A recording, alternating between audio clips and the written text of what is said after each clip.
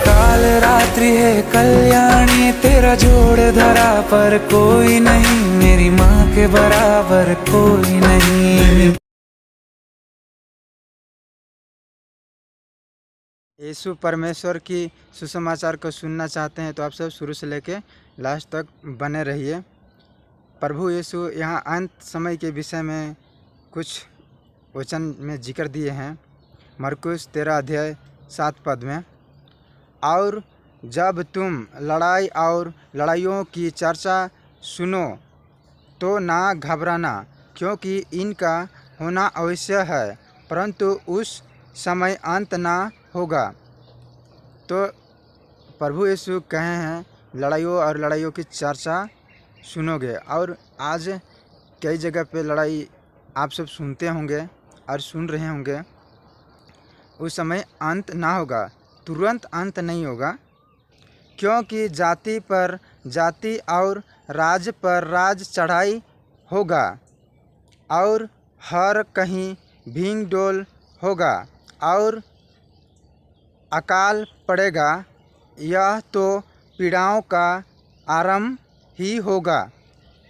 तो जगह जगह अकाल होगा कहता है परमेश्वर की वचन। ये तो पीड़ाओं की आरंभ होगा कहता है। जब कोरोना वायरस आया था इस संसार में, परमेश्वर की कही हुई वचन पूरा हुआ था।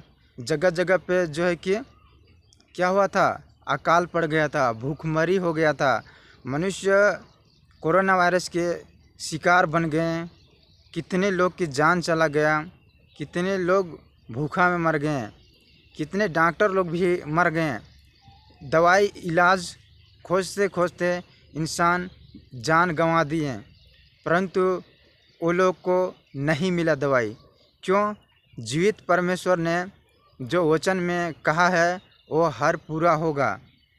और अब सब अगर चाहते हैं कि ऐसे बीमारी, ऐसे कोरोना वायरस से बचना, तो एक ही रास्ता है, यीशु परमेश्वर पर विश्वास करना होगा। क्योंकि यीशु परमेश्वर सारे मानव जाति के लिए क्रूस में बलिदान दिया है। सारे मानव जाति का पाप का दंड उसने क्रूस पर भोग दिया है। सारे मानव जाति के लिए उसने पवित्र लहू बहाया है। जब सारे मानव जाति का पाप का दंड वो भोग सकता है, क्रूस पर बलिदान दे सकता है, तो आप सबको इन कोरोना वायरस की बीमारी से नहीं बचा सकता है, क्योंकि वो परमेश्वर है। परंतु तुम अपने विषय में चौकस रहो। यीशु परमेश्वर चौकस रहो कहता है, क्योंकि लोग तुम्हें सभाओं में सौंपेंगे और तुम्हें पंचायतों में पीटेंगे, जो आगे और मेरे कारण हाकिमों और राजाओं के आगे खड़े किए जाओगे, ताकि उनके लिए गवाही हो। तो जो आगे कदम बढ़ाना चाहता है उसे हाकिमों और सरकारों के सामने सौंपा जाएगा, बड़े बड़े पैसे वाले के सामने सौंपा जाएगा, ताकि गवाह हो। आप सब यीशु के लिए कदम बढ़ाना सीखिए और आप सब यीशु के लिए खड़ा होना सीखिए। पर अवश्य है कि पहले सुसमाचार सब जाति पर प्रचार किया जाए। तो पहले परमेश्वर की सुसमाचार प्रचार किया जाए। आप सब मत डरिए, यीशु मसीह आप लोग का संग है। उसने कहता है मत डर, इधर उधर मत ताक, मैं तेरे संग हूँ। जब वह तुम्हें ले जाकर सौंपेंगे तो पहले से चिंता ना करना कि हम क्या कहेंगे। अगर आप लोग ऐसे जगह में जाते हैं जहाँ हिंदुओं के गांव हो, या हिंदू भाई बहनों हो, या मुसलमान भाई बहनों हों, और वहाँ पे आप जब प्रभु यीशु के सुसमाचार लेके जाते हैं, अगर आप लोग सुना रहे हैं सुसमाचार और उन भाई बहनों अगर विरोध कर रहे हैं, आप लोग कह रहे हैं कि यीशु ही परमेश्वर है, और वो लोग स्वीकार नहीं करना खोज रहे हैं, और उस जगह में वो लोग कह रहे हैं कि वो तो विदेशी भगवान है, हमारा भगवान तो सालों साल से है, तो इस प्रकार अगर विरोध कर रहे हैं तो आप लोग सुसमाचार प्रचार करके सुना के छोड़ सकते हैं। आगे ज़ोर ज़बरदस्ती करने की ज़रूरत नहीं है, उससे यीशु मसीह संभाल लेगा। और चिंता नहीं करना है। अगर बोलने नहीं जान रहे हैं तो आप लोग उसी जगह रुक जाइए, पवित्र आत्मा से आप लोग प्रार्थना कीजिए जो कि वो बताएगा। पर जो कुछ तुम्हें उसी घड़ी बताया जाए वही कहना, क्योंकि बोलने वाले तुम नहीं हो परंतु पवित्र आत्मा है। तो आप लोग जिस समय यीशु के लिए खड़ा होंगे ना, जिस समय आप लोग ऐसे मुसीबत में पड़ जाएंगे ना, उस समय पवित्र आत्मा आप लोग को बताएगा कि क्या उत्तर देना है मनुष्यों को।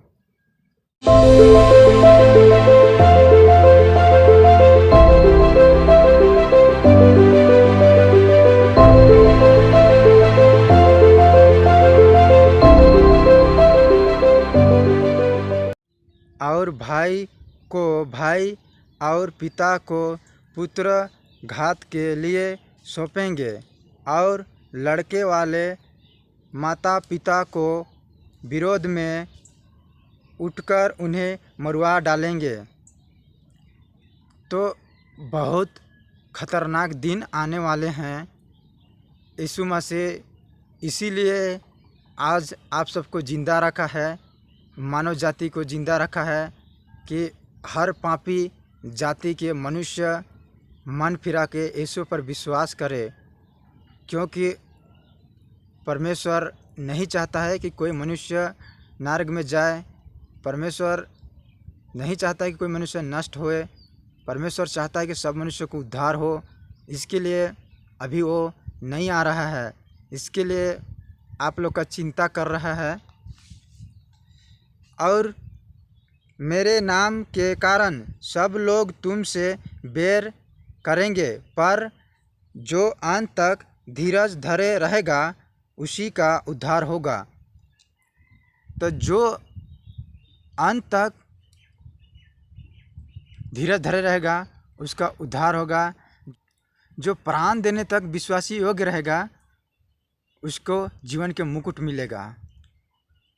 धीरज के साथ सहता रहेगा तो यीशु के साथ राज भी करेगा। तो कितना खतरनाक दिन आने वाला है, इसलिए आप लोग मन फिराइए, अपने पापों से पछतावा कीजिए और यीशु प्रभु परमेश्वर को आप लोग स्वीकार कीजिए, उद्धारकर्ता स्वीकार कीजिए।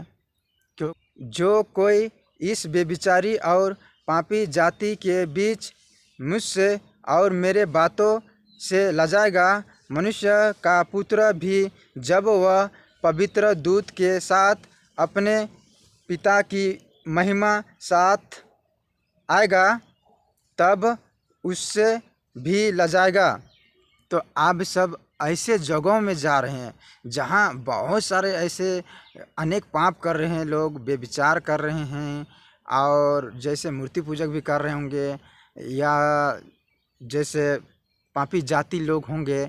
अगर उस जगह में यीशु का पवित्र आत्मा आप लोग को पहुंचा रहा है, यीशु अपना सेवा पूरा करने के लिए, अपना राज्य के सुसमाचार प्रचार करने के लिए आप सबको अगुवाई कर सकता है पवित्र आत्मा। तो आप लोग को लजाना नहीं है, आप लोग को अवश्य बताना है कि भाई मेरा विश्वास है कि मैं सच्चा और जीवित परमेश्वर पर विश्वास करता हूँ, जो आज से 2000 साल पहले इस पृथ्वी पर आया था। उसका नाम है यीशु मसीह, जो आपके लिए और हमारे चलते क्रूस में बलिदान दिया है। और आपसे मैं कोई ऐसे लड़ाई की बात नहीं कर रहा हूँ। जो आपके जीवन में जो भी तकलीफ है, यदि आप उस पर विश्वास करेंगे यीशु पर, तो आपका जो है कि चिंताओं को वो जानता है, आपको बनाया है और हमें भी बनाया है। तो परमेश्वर तो भले और बुरे दोनों को सूर्य उदय करता है, तो हर मनुष्य को आशीष देता है। तो आप बता सकते हैं अपना विश्वास, और अगर वो सुनना चाहता है तो, यदि नहीं सुनना चाहता है तो आप सब छोड़ दीजिए। जब मैं भी शुरू विश्वास कर रहा था प्रभु यीशु पर, जब वचन में बढ़ रहा था, तो उस समय मेरे मन में भी बहुत सारे ऐसे सोच था कि मैं उत्साह था मेरे जीवन में। जब मैं वचन को जब सुनने लगा, पढ़ने लगा, तो मैं अपने परिवार में गया मेरे भाई बहनों को सुसमाचार सुनाया कि वो लोग भी मन फिरा सकें, वो लोग भी यीशु पर विश्वास कर सकें। मैं सोचता था कि मेरे परिवार फैमिली भी जो है कि ये कष्ट और ये बुराई और ये पापों से जो है कि छुटकारा पाएँ, जैसे धर्म से छुटकारा पाएँ। और मैं कई मेरे ऐसे संग दोस्ती को भी मैं सुसमाचार बताने के लिए मैंने उत्साह रहता था। मेरे अड़ोसी पड़ोसी जो भी दादा दादी नानी जितने लोग से मिलता था, मैं सुसमाचार सुनाने के लिए उत्साह था और मैं जाता था और पवित्र आत्मा का था बोलता था कि पवित्र आत्मा अगुवाई कीजिए, मुझे सुनाना है, और सुना देता था। लेकिन मैं नहीं समझता था कि वो मनुष्य क्या सुनना चाहता है या नहीं, उसका मन में क्या है, परमेश्वर के बारे थोड़ा बहुत सुनने की रुचि है या नहीं। अचानक मैं जाता था, सुख दुख पूछता था और मैं सुना देता था, तो मुझे सही ज्ञान नहीं होने के कारण। तो आप सब उसे देखिए कि उसका मन खुला है या नहीं परमेश्वर के लिए सुनने के लिए, तब आप लोग सुनाया कीजिए। यीशु कहता है यहाँ मनुष्य से, क्या तुम मेरे साथ चलना चाहते हो? विश्वासी भाई बहनों से कहता है, क्या तुम मेरे पीछे चलना चाहते हो? उसने भीड़ को अपने चेले समेत पास बुलाकर उनसे कहा, जो कोई मेरे पीछे आना चाहे वह अपने आप से इनकार करे और अपना क्रूस उठाकर मेरे पीछे हो ले। तो यीशु जितने भीड़ थे वहाँ पे यीशु कहा, जो कोई मेरे पीछे होना चाहे वो अपने आप से इनकार करे और अपना क्रूस उठा के मेरे पीछे हो ले। तो यहूदियों में जो कि क्रूस उठाना माने बड़ा सा लकड़ी का जो कि ढो के जाना पड़ता था और उसका जो भी मृत्यु दंड दिया जाता था। तो दुख उठाना मसीह जीवन है और सहना भी मसीह जीवन है। जो धीरज के साथ सहता रहेगा वो यीशु के साथ राज भी करेगा। क्योंकि जो कोई अपना प्राण बचाना चाहे वह उसे खोएगा, पर जो कोई मेरे और सुसमाचार के लिए अपना प्राण खोएगा वह उसे बचाया जाएगा। तो जो अपना प्राण बचाना चाहेगा उसे खो सकता है, और जो यीशु के सुसमाचार के लिए प्राण खोएगा उसे बचाया जाएगा, माने यीशु परमेश्वर उसे बचाएगा। यदि मनुष्य सारे जगत को प्राप्त करे और अपना प्राण की हानि उठाए तो उसे क्या लाभ होगा? परमेश्वर की वचन कहता है, मनुष्य सारे जगत की प्राप्त करे और अपना प्राण की हानि उठाए तो उसके लिए क्या लाभ होगा? अगर आज मनुष्य के पास बहुत ऐसे पैसा है, मनुष्य के पास बहुत धन है, मनुष्य के पास बहुत सारे ऐसे मकान है या गाड़ी है, या उसके पास बहुत सारे ऐसे बुद्धि है और अपने बुद्धि के आधार पे जो चल रहा है, अपने भावनाओं के आधार पर चल रहा है, और सच्चा और जीवित परमेश्वर जो यीशु मसीह है उसका सुसमाचार जो उसके पास पहुंच रहा है और उसे स्वीकार नहीं कर रहा है, अस्वीकार कर दे रहा है, और जो है कि वो सृष्टिकर्ता परमेश्वर की खोजने की रुचि नहीं कर रहा है। अगर मर जाएगा तो क्या, अगर उसका प्राण अगर नरक जाए, अपना प्राण को बचाने नहीं सका, उसके पास बहुत धन है, तो क्या बड़ा होगा, कैसे बड़ा होगा? अगर अपना प्राण को ही बचाने ना सके, कि अपना प्राण को जब वो स्वर्ग ले जाने ही नहीं सकेगा, अपना प्राण को जो है कि अनंत काल का जीवन तक को पहुंचाने ही नहीं सकेगा, अपना प्राण अगर खो जाता है, नरक की ओर चला जाता है, अधोलोक के हिस्सा में, तो कैसा होगा, क्या बड़ा होगा? तो इसके लिए मनुष्य धन से आज बहुत तो ज़्यादा प्यार करते हैं, लेकिन यीशु परमेश्वर कहता है कि तुम मुझसे प्रेम करो, मुझसे प्यार करो। और मनुष्य अपना प्राण के बदले क्या देगा? मनुष्य अपना प्राण के बदले क्या देगा परमेश्वर को? परमेश्वर ने आदम को कहा था, आदम तुम मिट्टी से बना है और मिट्टी में ही एक दिन समा जाया करोगे। आदम में जैसे सभी मरते हैं वैसे मसीह यीशु में सभी जिलाए जाएंगे। तो ये शरीर जो है ना नश्वर है। हम लोग का जीवन, मसीह लोग का जीवन जो है कि क्षण भर का है, किसी दिन मृत्यु हो सकता है, परंतु ये शरीर मिट्टी का है और मिट्टी में ही दफन हो जाता है। आज कई जगह पे जो है कि क्रिश्चियन में भी, विश्वासी भाई बहनों में भी जो है कि क्या करते हैं, कब्र की जो है कि पूजा किया जाता है। कब्र में जो है कि अगरबत्ती जलाया जाता है। जैसे औरों धर्म में जो है कि कब्र को जो है कि पूजा किया जाता है और अगरबत्ती जलाया जाता है। परमेश्वर कहता है कि ये तो मर गया, मरने के बाद जो है कि ये तो मिट्टी ही बन गया है। आत्मा जो है कि जीवित रहता है। जो सोल बोलते हैं ना, वो आत्मा जो जीवित रहता है। शरीर तो मिट्टी का ही है। तो इसके लिए आप लोग जो है कि समझिए और बूझिए, मिट्टी का उपासना दंडवत छोड़ के यीशु परमेश्वर को उपासना दंडवत कीजिए।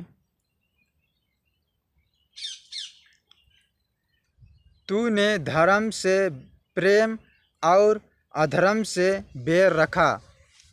आप सब जैसे धर्म से बैर रखते हैं, उसी प्रकार आप सब धर्म से प्रेम मत रखिए। जहाँ आप लोग जाते हैं, अगर आप लोग को ऐसे जगह में जो लोग पापों में गिरा निकले खोज रहे हैं, तो आप लोग उनका बात मत मानिए। प्रभु यीशु कहता है, हे मेरे पुत्र, यदि पापी लोग तुझे फुसलाए तो उनकी बात ना मानना। तो यीशु के लिए आप सब खड़ा होइए और कोई ऐसे धर्म से समझौता मत कीजिए और आप सब यीशु की आज्ञाओं का पालन कीजिए। यीशु ने कहा है, कोई एक गाल पर थप्पड़ मारे तो दूसरे भी फेर दे। और यीशु ने कहा है, जो यदि तू मुझसे प्रेम रखता है तो मेरे आज्ञाओं को भी पालन करोगे, कहा है। तो आप सब यीशु के लिए खड़ा हुए और सुसमाचार प्रचार कीजिए। अगर परमेश्वर आप लोग को कह रहा है और पवित्र आत्मा अगुवाई कर रहा है तो, क्योंकि संसार में बहुत लोग मर जा रहे हैं। विश्वासी भाई बहनों, आप लोग खड़ा होइए और प्रभु के इच्छा को पूरा कीजिए, उसका मर्जी को पूरा कीजिए। तो परमेश्वर आप सबको बहुत अच्छी आशीष देगा। और जीवित प्रभु यीशु के नाम में आमीन।